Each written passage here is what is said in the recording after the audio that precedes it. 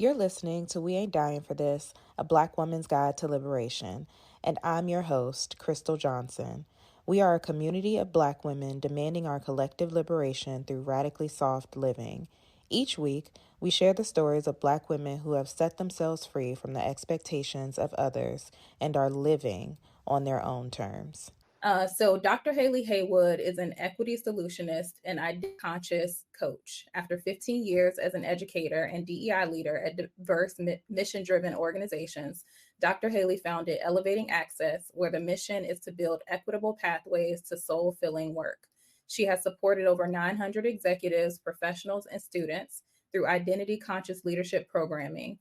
In addition to her credentials, Dr. Hayley's work is informed by lessons from her community and her lived experiences as a Black biracial woman raised by two artists in an interfaith family. Welcome to the show, Dr. Hayley. Thank you. Thank you. Great to be here with you, Crystal. Thanks for Yeah, creating the space. of course. And I think something that most people might not know is that we have been in community with each other. It feels like it's been like a year now. I know it hasn't been a full year, but it's been about that. Feels like longer. Feels like longer. You definitely feel like my soul sister for real. Yes. But yeah, like we've been supporting each other from day one. I remember the first call that we were on together and you were sharing what it is that you do. And I was like, oh, I like her. I like what she's doing. And in the chat, me being me, I was like, doctor, doctor. I'm so excited to have this conversation here with you today. Let me see what is happening on my screen in this moment. Okay. Oh, we got a hello. Oh, hey, how are you? I'm going to try to pronounce your name. Anume?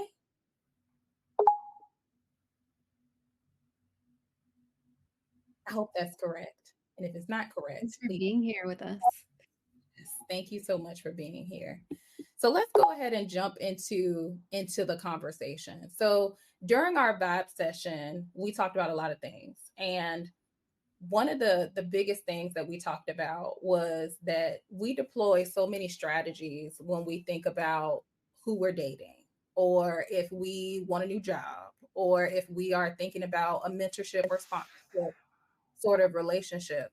But we don't often apply those same sorts of strategies when it comes to our friendships. So what does it mean to you to truly build intentional community?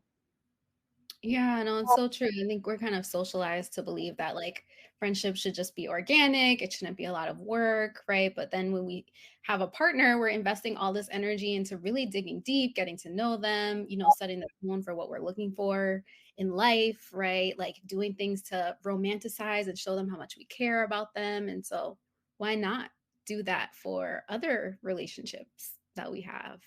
So I also want to acknowledge like the legacy of intentional communities, especially as they come from communities of color since probably the beginning of time, right? So when we think about like the freedmen's towns that emerged during Reconstruction, Chinatowns, indigenous tribal communities, right? Like folks have been building intentional communities since before colonizers even knew this land existed, right? So just want to acknowledge it's not new. I didn't come up with it. It's a concept that has endured for centuries. And a lot of times when we talk about it in modern times, I actually did a little YouTube search when we were talking about this episode, and all of these communities that pop up are white, right? And so the modern like notion of intentional community is like these like co-op living styles or like co-housing, right? But just want to acknowledge that lineage because I think that's really when I use the phrase what has inspired me. So I think that first part of the phrase, right, intention, why are we coming together? What are we seeking from one another? Like what does community mean to each of us? I think those are important conversations to have. And intentional communities come about for all different reasons, whether it's like shared values, maybe there's a shared goal or a shared like way of living that we want to do together, right? Or hobbies. And in many cases, it's just we're trying to survive together. So there's that shared identity, that affinity there. And I think part of, I see you, Chloe. I think part of that intention is not only commitment to having shared values, but a commitment to the practice of embodying those values. So, like, what does it look like to show up for each other? What do we need from one another, right? Creating space for people to be whole and be seen and see others for who they truly are. I think I posted when we were talking about this episode, I think it was Marianne Makabe who talked about the collectivization of care.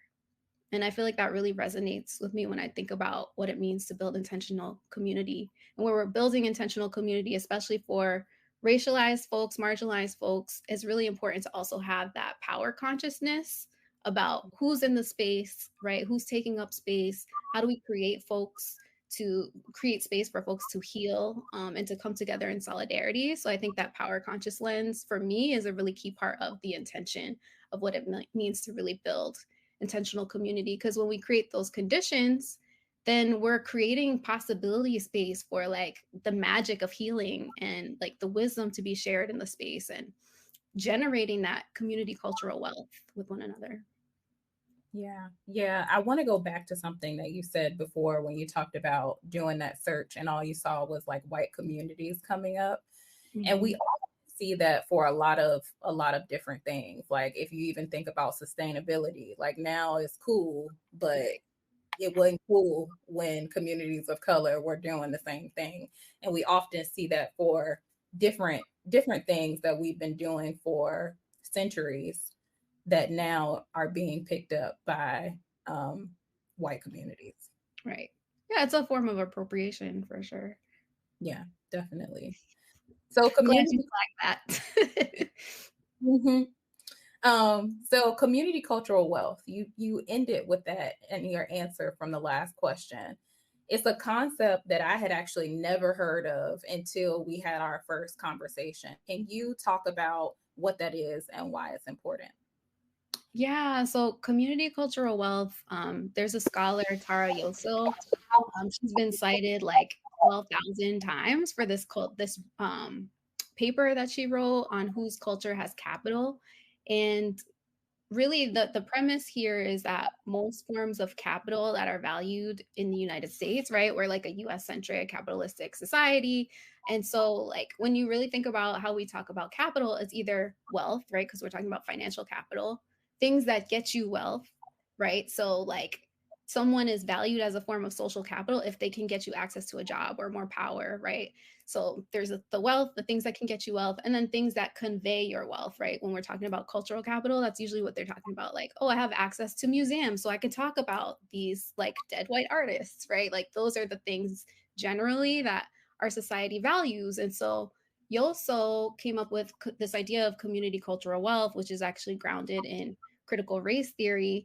And her thesis, or like the point that she really asserts, is this is a counter narrative to the ways that we think about capital in the United States. And it's not that communities of color don't have capital, because the prevailing ways that we're talked about is like from a deficit lens, right? What we lack social capital. And so we need these extra things, right?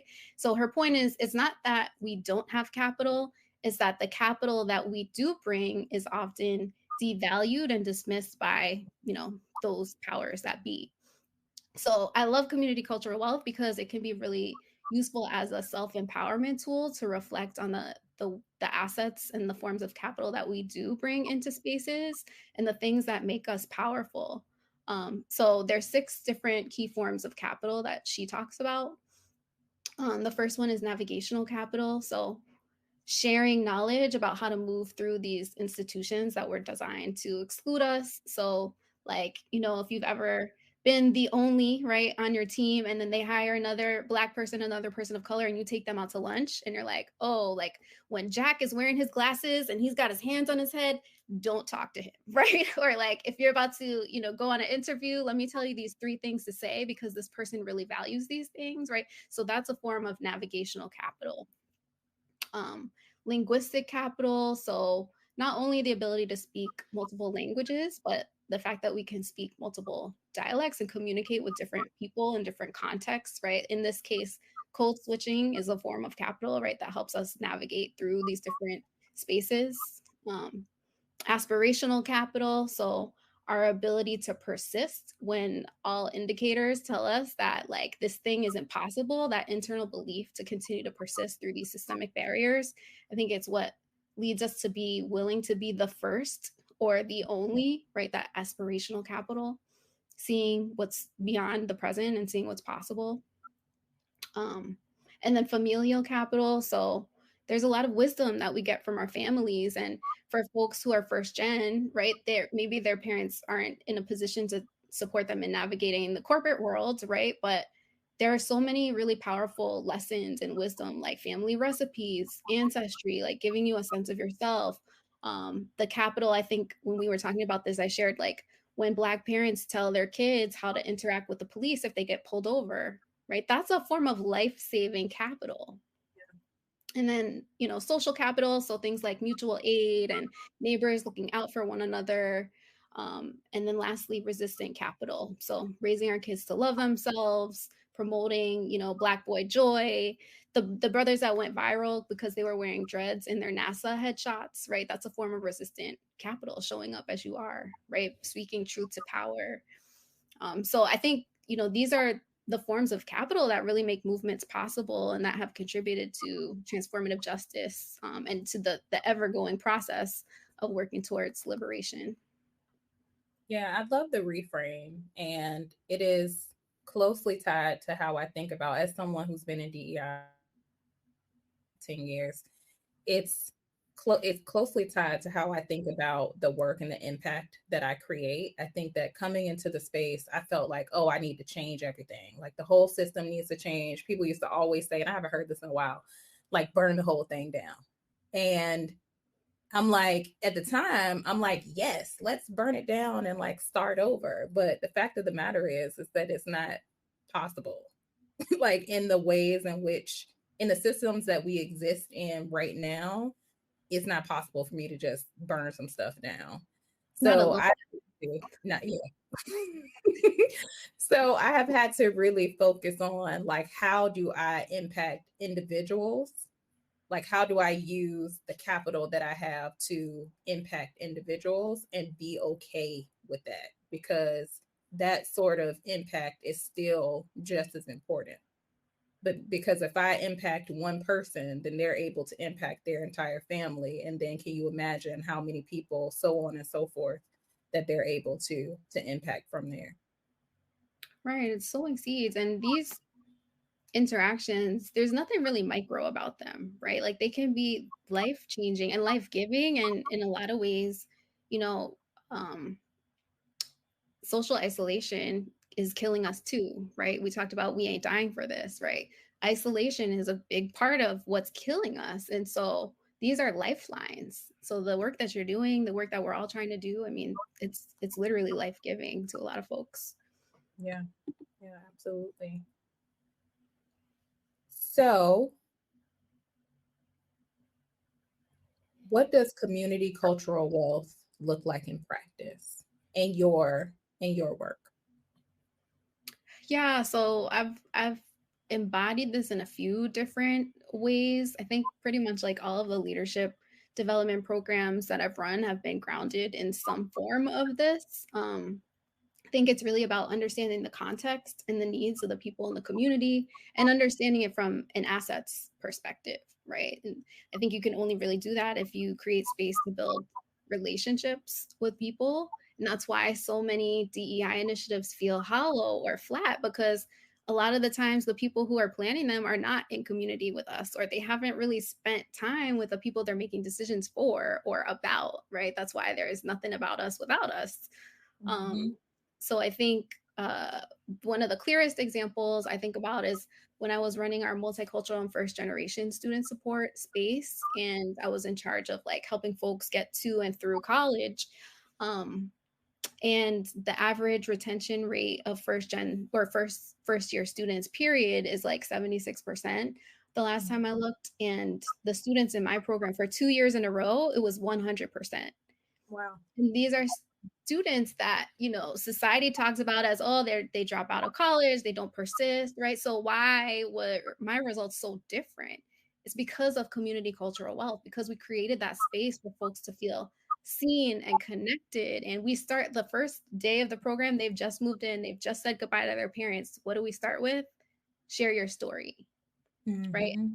Oh, it's I That's didn't your that's worse. your that's Apple. Apple product.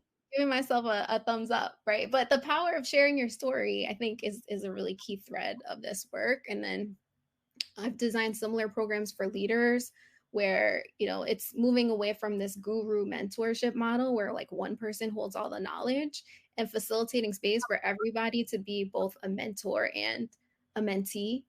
And so I think like those various programs have informed this new community gathering space that we've created for women of color to come together, right? And the idea is that we come together in solidarity, we really start with the relationship building, and then who knows what possibilities can come from there, right? The opportunities, the growth, the healing. Like we had our first space last month. I didn't go in there with an agenda thinking this is going to be a monthly space, but the community, that's what the need was, and folks were crying and laughing and connecting, right? It was community. And so seeing the healing power of that space, I was like, yeah, why not do this on a ongoing basis? Yeah, which is what we're doing right after this episode at 7 p.m. Central Standard Time, 8 p.m. Yes, Eastern. please. Yes. Yes. So I loved what you said about getting away from gurus, because I think that we are taught initially that if you're leading or you're facilitating, you need to have all the answers. And what's interesting about that is that that is something that we suffer from in workplaces where we feel like people are telling us that making us feel like we need to know all the answers, like we can't not have the answers. So it's interesting that many times we will turn around and kind of expect that same thing in spaces, that the person who is leading has to be a guru. What I love about the space that you've created, as well as the space that I've created through retreats, is that we literally have the opportunity to share our stories with one another. And you never know who's going through the same exact thing or has gone through the same exact thing. Someone mentioned in the chat earlier, I think they mentioned Anume mentioned healing from a divorce or workplace harm. So we often feel sometimes, and I'll put it on the screen, sometimes we feel that it's just us. Like I'm the only person that's going through this thing. And what we don't realize is that there are other people who are experiencing something similar, and that person, through sharing your story, will be able to share with you, like, how did they navigate a very similar situation. I know that I've talked to a few people recently who have gone through some workplace harm situations, and there is a woman, and I'm not going to say her name here on video, but there's a Black woman who is actually here in Austin with me that I met, I think in 2020, 2021, 2019, 2020-ish. And every time I talk to somebody and they're like, oh my goodness, Crystal, I went through this experience at work, I don't know what to do with it, I refer them straight to her. I'm like, hey, I have another Black woman who is experiencing X, Y, and Z. Would you be open to talking to them? And she is always open to talking to them, hearing what it is that they're actually going through, and giving them advice on how they might navigate the situation and come out on the other side more whole than they are in that moment. Yeah, and that really resonates with the work that I do through identity conscious coaching, right? It's all about helping people find fulfillment, like what lights them up.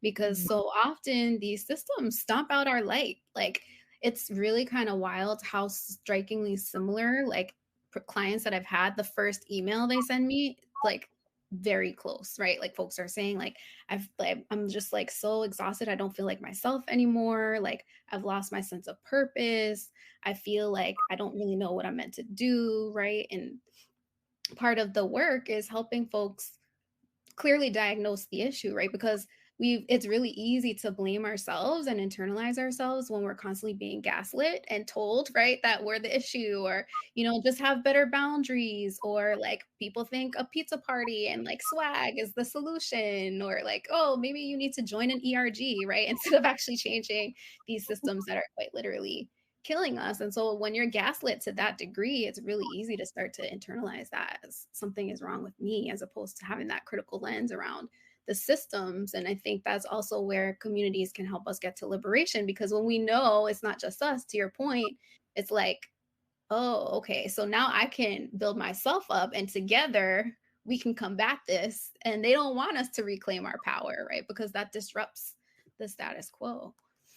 Yeah, for sure. It is not as hopeless as it might seem. So you definitely want to be in community with people that you feel safe with, that you can share your story with. And I guarantee there will be someone in the building, in the room, that's able to support you through whatever it is that you're experiencing. For sure. So another thing about community that I love is the presence of accountability. And of course, that is loving accountability, because I know accountability can be seen as a positive or a negative thing. And when you're in loving accountability, you are honest, you're authentic with whatever it is that you're sharing, when you're sharing how a certain behavior may have impacted you in a certain way. Is caring and loving someone enough to basically tell them the truth instead of dancing around it. And what something that comes to mind is actually being kind rather than being nice. And there's so much that we can talk about in that, where it is always good to be kind because clear is kind. When you are nice, you are tapping around whatever it is that you want to say, and you aren't being direct enough for that person to really make the change that they need to make to be better. So, what are some ways you have seen loving accountability show up in community? Yeah, and I just want to go back to what you said too about like caring for someone enough to be honest with them. And I just think that's really a beautiful way to framing it, because it's grounded in giving someone the opportunity to grow and change. So like the way that you're framing this piece of accountability is like a gift, right? Like it's feedback as a gift. And I think that's really key because it allows people to make mistakes or inflict harm, most of the time, probably unintentionally, at least in an intentional community context.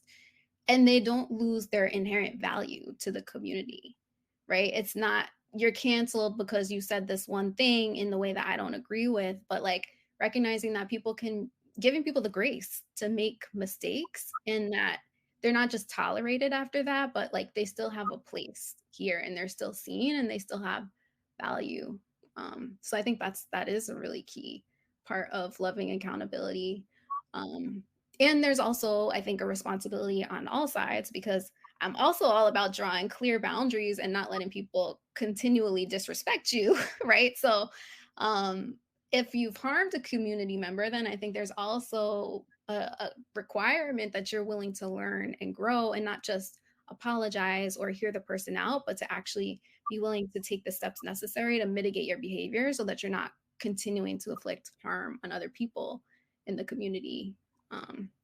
So I think that willingness to learn is a key part of like that loving accountability and the collective care, right? I care for you. And so I'm committed to address any harm that I've caused you and being attentive throughout, that harm.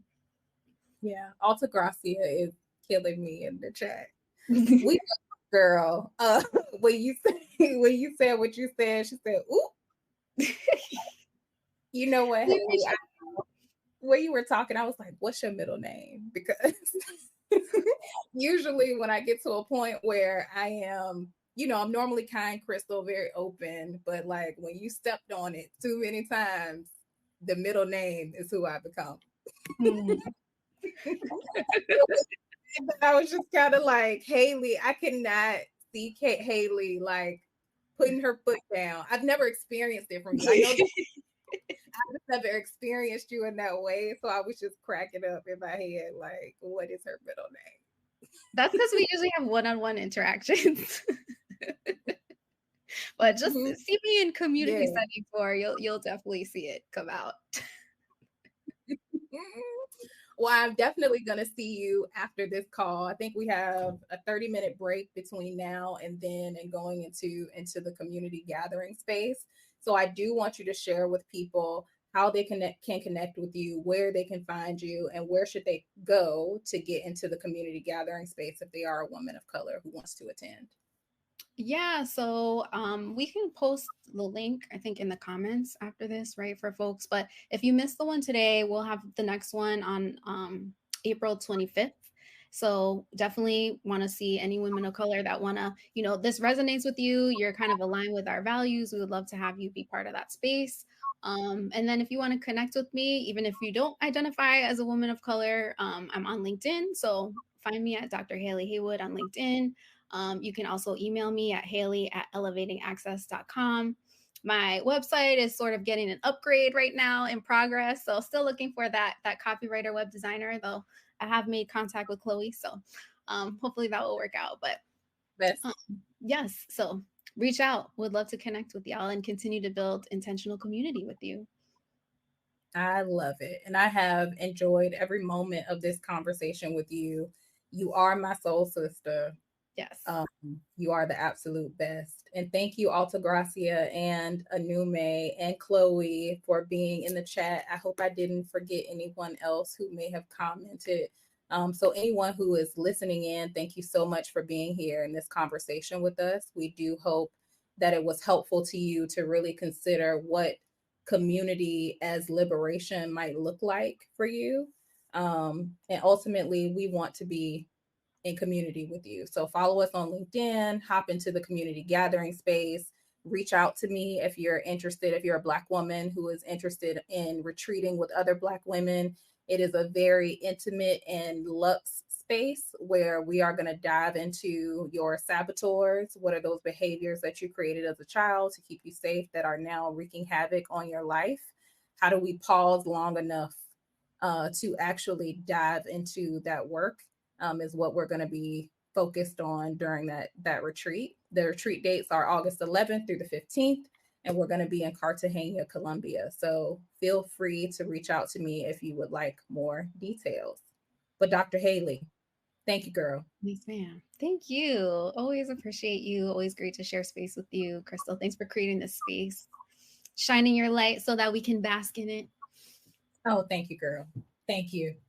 I will, we're going to hop off of live, y'all. Don't forget the community gathering space is coming up, and we will see you next week where I will actually be featuring a guest that's going to be talking about taking up space as liberation. So stay tuned for more details.